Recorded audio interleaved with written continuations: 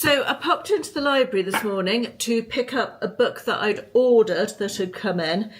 And as I walked into the library, there's a display facing me. And I saw this, which I've seen talked about a lot on TikTok. Now, I've got a feeling I might already have bought this from Amazon and it's on my Kindle, but I couldn't remember for definite. So I decided to pick it up anyway as I was in there, and if it's on my Kindle, I'll probably read it on the Kindle at some point in the future. If not, I will read it now in hardback. I feel like this is going to be a bit teenagery for me, possibly, but it was reviewed very well by a couple of people whose recommendations I like. And it sounded a little bit Taylor Jenkins Reedy. So it says, Katrina Shaw has always known she's destined to become an Olympic skater when she meets Heath Rocha, a lonely kid stuck in the foster care system. Their instant connection makes them a formidable duo on the ice. Clinging to skating and each other to escape their turbulent lives, Kat and Heath go from childhood sweethearts to champion ice dancers, captivating fans with their scorching chemistry, rebellious style and roller coaster relationship. Until at the Olympic Games, as the world holds its breath, a shocking incident instantly destroys their partnership. That sounds quite exciting. I absolutely love the cover of this as well. I think the cover is so, I don't know, I just find that very engaging, that cover. So, yes, I will say. And it's also got a quote on the front of it from Jodi Picoult. Picoult? I never know how to pronounce her. Jodi Picoult, I say, but it's not pronounced like that. One of my favourite authors ever, Jodi, and I have seen her speak in Bournemouth. And yes, just an absolutely all-round brilliant author. And she says, part Wuthering Heights and part Daisy Jones and the Six. What a review! So I'll see if it's on my Kindle, but if not, I might even read it on hardback. Also, the pages are purple. I love that. Love that. The book that I went to actually pick up was this one, which is So Thrilled for You by Holly Bourne. I don't think I've read anything by Holly Bourne before, but again, this was something I saw talked about. Was it? Can't remember if it was Lauren in the book, so I watch on YouTube as well, but I've seen talked about on TikTok. Anyway, it says, Nikki, Lauren, Charlotte and Steffi have been friends since university. Now in their 30s, life is pulling them in different directions. But when Charlotte organises the baby shower from hell for pregnant Nikki, the girls are reunited. Under the sweltering hot summer sun, tensions rise, and by the end of the day, nothing will ever be the same. Someone started a fire at the house and everyone's a suspect. In the aftermath, the police put together the facts, but the truth will shock everyone, even you. So I thought that sounded really good again, and that's the one I went to pick up. And then just after I picked this up and was on my way to get that from the reserved shelf, I saw this by Sally Hepworth, who is an author that I've read a couple of her books recently and one previously and really enjoyed. She's an Australian author, and I haven't read this one, so I picked this up as well. This is what happens when I go to the library. Honestly, I'm not safe to be let out. This one says, Tully and Rachel Ashton are murderous when they discover their father has a new girlfriend half his age. Even more shocking is that Stephen is still married to their mother, who is in a care facility with end-stage Alzheimer's. Stephen and Heather's engagement sets off a family implosion. Heather knows she has an uphill battle to win over Tully and Rachel, all the while carrying the burden of her secrets. But as it turns out, they're all hiding something. A garage full of stolen goods, an old hot water bottle stuffed with cash, a blood-soaked wedding, and that's only the beginning. How good does that sound? Sally Hepworth writes family drama really well. And although the cover of this doesn't immediately appeal, if I just saw that as a standalone book and I didn't know the author, I don't think I'd pick it up necessarily. I know that I enjoy her books, so I had to grab that while I saw it as well. So 3 books in from the library today. Hello again. It is what date are you today? It's the 22nd of July, and I have just finished this. And Remember When by Fiona Phillips, the TV presenter. I think I showed it in a vlog. I bought it from Tesco's last week. I honestly don't know why I read it. It was very it was enjoyable, and I read it quickly, and enjoyable's the one. I don't quite know how to review this. I found it quite traumatizing to read. I thought I would find it traumatizing, and oh goodness, that it's hard. It's a hard one to review. You know, it's well written. I found it very engaging. I wanted to keep reading. If you are a fan of Fiona Phillips at all, it would be an interesting read, I'm sure.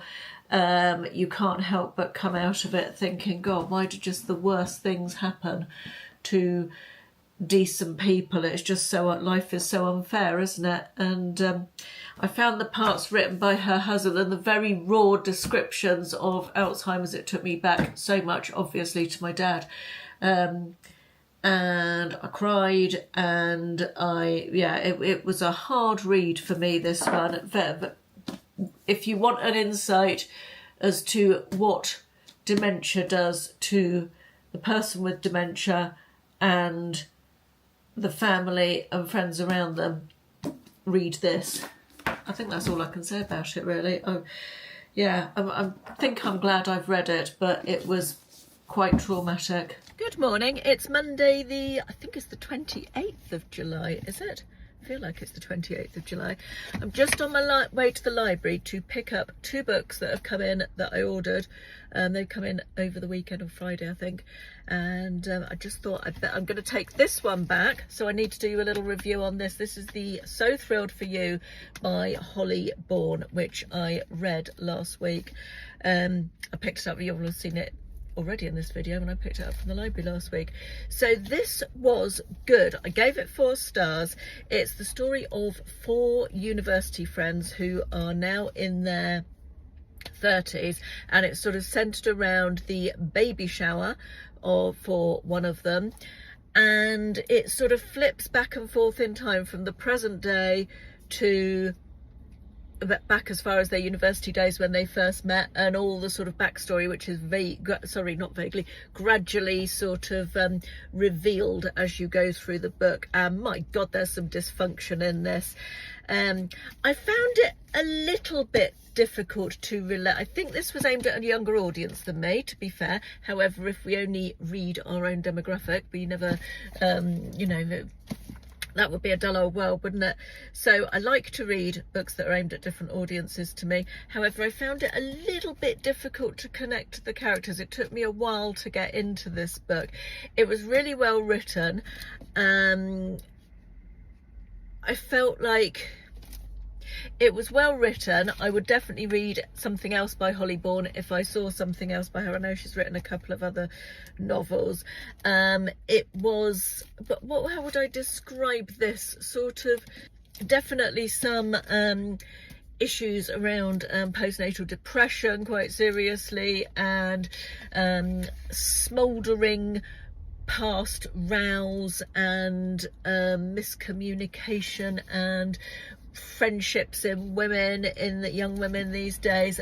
It was a good read. I think I would probably recommend it, with the proviso that it's definitely didn't feel as though I was reading about my own generation, but that was fine. But yeah, not a bad book at all. Right, I'm going to the library now to pick up the next couple. I'm back from the library, glasses on, so I can read to you about the books that I've just picked up. So the first one I picked up was Atmosphere, which is Taylor Jenkins Reid's new book. I love her books. I've read almost everything she's written, and I just think she's such a different author, so engaging. And all her books are very different. She has that storyteller's soul, I feel. Anyway, it's called Atmosphere. I know that it's about space rockets. Let me read you what it says. In the summer of 1980, astrophysics professor Joan Goodwin begins training to be an astronaut at Houston's Johnson Space Center alongside an exceptional group of fellow candidates: Top Gun pilot Hank Redmond, mission specialist John Griffiths and Lydia Danes, warm-hearted Donna Fitzgerald, and Vanessa Ford, the magnetic and mysterious aeronautical engineer. As the new astronauts prepared for their first flights, Joan finds a passion and love she never imagined and begins to question everything she believes in about her place in the observable universe. Then in December of 1984, on mission STSLR-9, everything changes in an instant. Atmosphere is Taylor Jenkins Reid at her best, transporting readers to iconic times and places, creating complex protagonists and telling a passionate and soaring story about the transformative power of love, this time among the stars. Based on reading that summary, I would not have picked this up, I don't think. Based on the cover, I would not have picked this up. But because it's written by Taylor Jenkins Reid, I'm going to give it a go. And I think I'm probably going to love it. So watch this space. The next one I picked up, or the other one I picked up, was All the Light We Cannot See by Anthony Doerr. Don't know how we pronounce that. This won the Pulitzer Prize for fiction.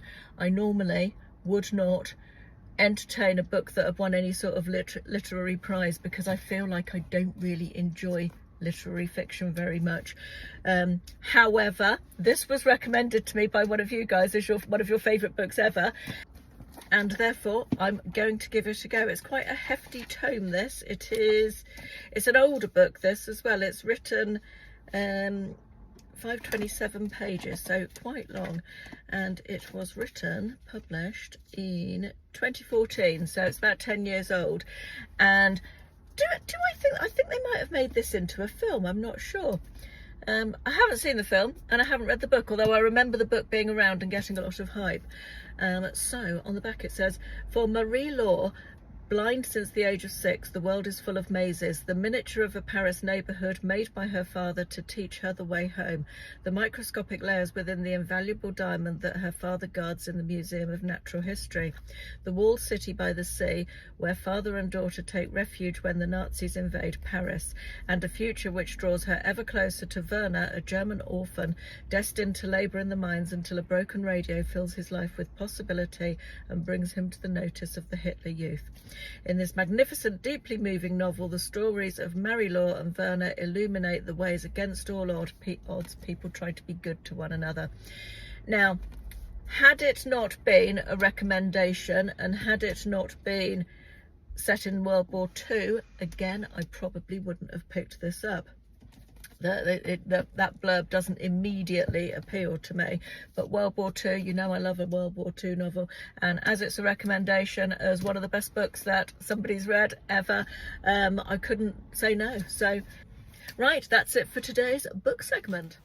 Well, hello, it is, let me just raise you up a little, it is Tuesday I'm a month ahead on my calendar, Tuesday the 29th of July, and I have a little review of this one that I picked up from the library last week, The Favourites by Lane Fargo. If you look at that cover, can we just take another moment for that cover? Fabulous. I have finished this now. This is the story of a couple, Katerina and Heath, who from their very humble beginnings as a figure skating pair, the book takes you all the way through their quest for Olympic gold in pairs figure skating, and it is a romp and a half. If you remember, this one was, I don't want to give away too much of the story, so one of the reviews on the back of it reads, a glittery compulsive whirl of a book filled with spite and love and sequence and ambition and betrayal. And yes, that summarises it completely. It's compared on the front here, I think I mentioned this when I talked about it when I picked it up, to Daisy Jones and the Six by Taylor Jenkins Reid, and I had read previously that it is very Taylor Jenkins Reid-esque. I would say that's an accurate comparison. It was written mostly from Katerina's point of view, but also with interviews sort of in a Netflix documentary-esque way with various other characters who are in the book and are being interviewed for this Netflix documentary in the future. It was a great story. It was very page-turny. I enjoyed the story. The thing I had the problem with this was the character development. It was as good as Taylor Jenkins Reid in terms of the story, but the character development left me a bit cold. I felt like Leighton Fargo doesn't write brilliant characters in terms of they do things that I don't. In order to move the story on, she has to get them to do things that she needs to back up that with good character development, and it just doesn't really happen in here. So there was some quite jarring parts where I thought, well, yeah, I can see why the story needs that to happen to move on, but that doesn't really seem like something that character would do. So I did find the character development a little bit disappointing. That having been said, it's still, because it's such a good story and because it kept me turning the pages, I'm going to give it 4 stars anyway. And I would still recommend it. Hello there, it's Friday the 1st of August, pensioner punch for the 1st of the month, as they say. Couple of new books in the last few days. First of which was this, which was 50 pence in a charity shop. I just fancied it when I read the cover. It's called That One Patient by Ellen I can't read that. What does that say above the red title? Visser, Visser,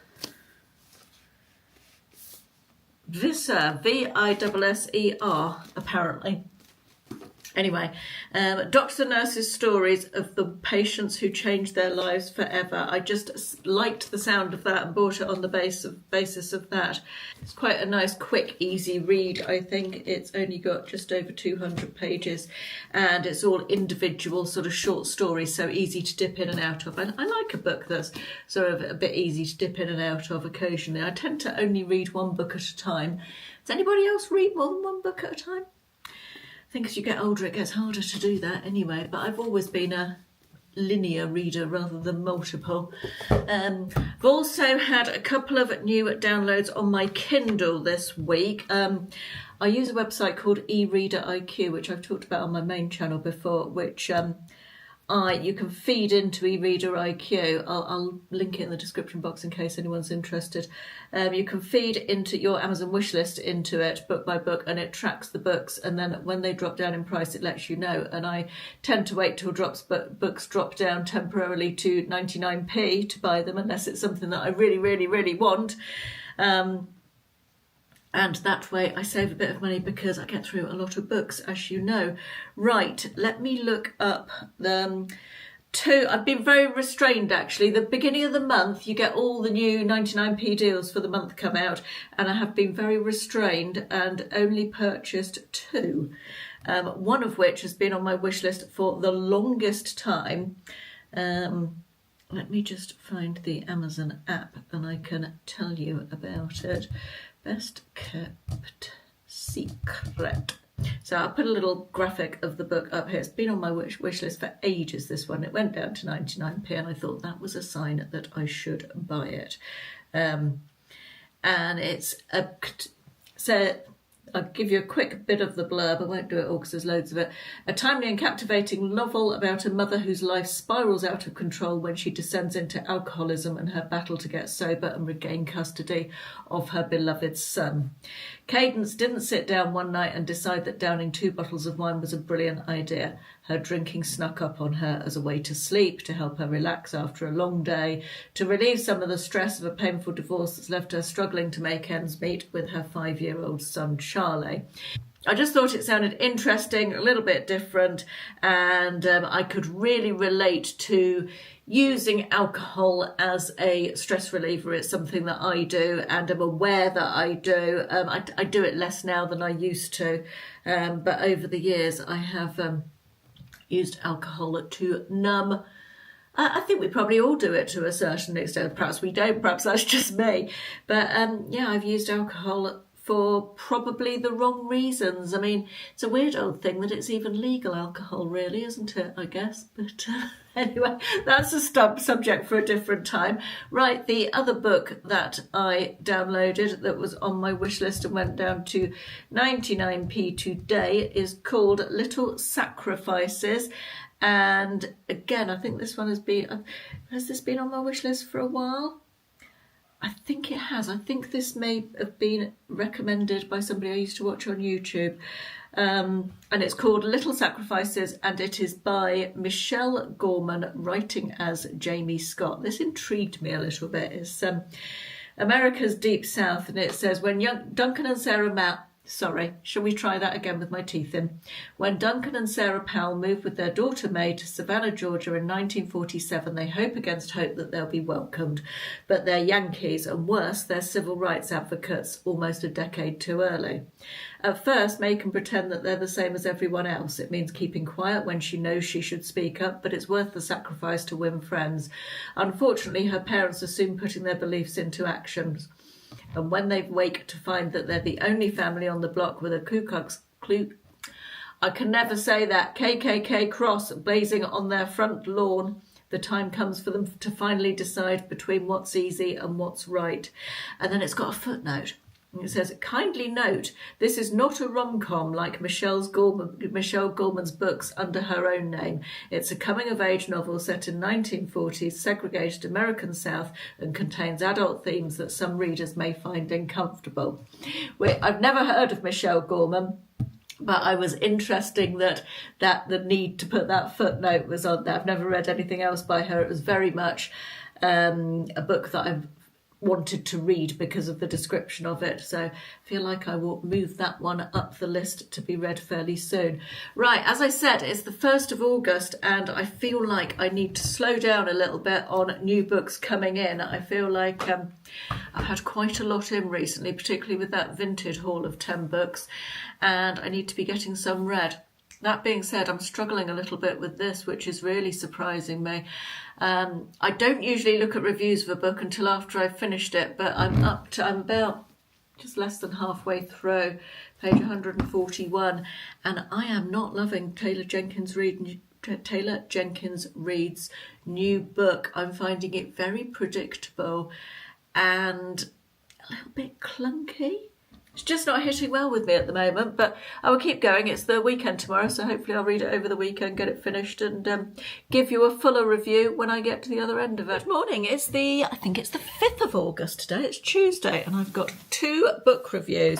Read quite a lot over the weekend, and I've just finished my second book, or second of the 2 books. So we're going back to Atmosphere by Taylor Jenkins Reid. I've now finished this one. I think I gave you a bit of an update on it when I last talked to you on Friday. The last third of this book, Saved It. It is essentially a love story set against the backdrop of a bunch of people working at NASA as astronauts or trainee astronauts in the late 70s and early 80s. And I think one of the main reasons I didn't like it to start with is that Joan, the sort of main character, the protagonist, if you like, is a bit of a doormat. I found her a bit doormatty and a bit insipid and felt like she needed a bit of a kick up the bum. To be fair, she was a doormat, particularly with her sister, who was utterly dislikable, utterly dislikable, didn't like her. But the last third of the book saved it. I really didn't very much enjoy the first 2/3, and I found myself almost skim reading, but the last third saved it, and I would give this probably a 3.5 stars, I think. Would definitely have been a 3 if it wasn't for the last 30% of it. But yeah, recommend, but I wouldn't rush, if you know what I mean. The next one is this Sally Hepworth book that I picked up from the library last week. I've whizzed through this in a couple of days. I really like Sally Hepworth as an author. I would say she writes domestic thrillers. This was the story of 2 sisters, Tully and forgotten the name of the other one, and I've literally just finished the book. What was her bloody name? Rachel. Dreadful, honestly. And their father, Stephen, and their mother, who has dementia and has recently gone into a nursing home, and their father is getting remarried to a much younger woman. In fact, she is slightly younger than both Tully and Rachel, who are in their 30s.